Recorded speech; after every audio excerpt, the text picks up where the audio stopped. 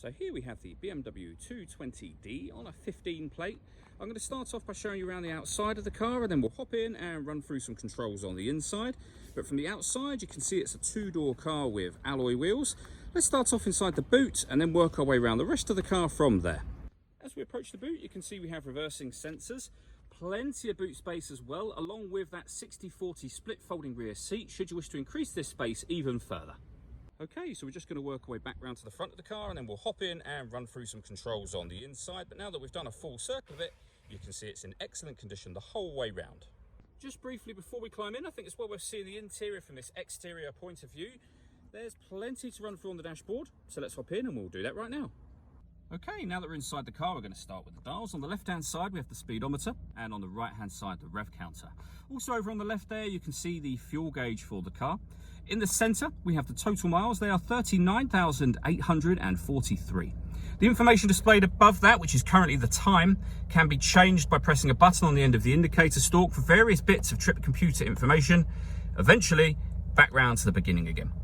If we back out to the steering wheel, on the left-hand side, we have speed limiter, and on the right-hand side, we have stereo and phone controls. The phone controls can only be used after you've paired the phone up, and that is done over on the screen in the center just here. Under the telephone heading, which is being highlighted at the moment, you can then pair your device under the Bluetooth devices option there. We go back to the main screen. You can see that you can access your radio from here. All the movements that I'm making on the screen are all being done using the iDrive system, which is essentially this dial, the collection of buttons above it and below it as well, but basically everything can be done from here. So we're on the radio menu at the moment. We can rotate that dial round to select any of these, and you can see we have FM, AM and DAB radio. If we come back out to the main menu, if you want to listen to your own music, you can do that under the multimedia heading. We have a CD player, as you can see. If we highlight external devices and press that button down, you'll also see that we have USB input, Bluetooth audio, and auxiliary input as well. So plenty of ways to listen to your music in this car. Working our way down, we have the hazard warning lights and the deadlocks, so you can lock the car doors from the outside.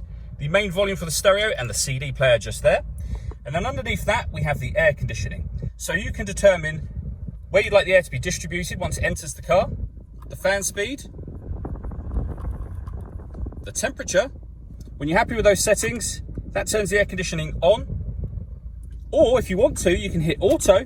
The car will now take control of the fan speed to maintain the temperature you've asked for. And to override that, press the auto button again and just reduce it to whatever level you want that on. You can recirculate the air that's in the car. That's a great way of heating it up or cooling it down quickly depending on the temperature you've set on this dial. You can turn that off as easily as you turned it on. We have 2 cup holders and a 12-volt charging socket.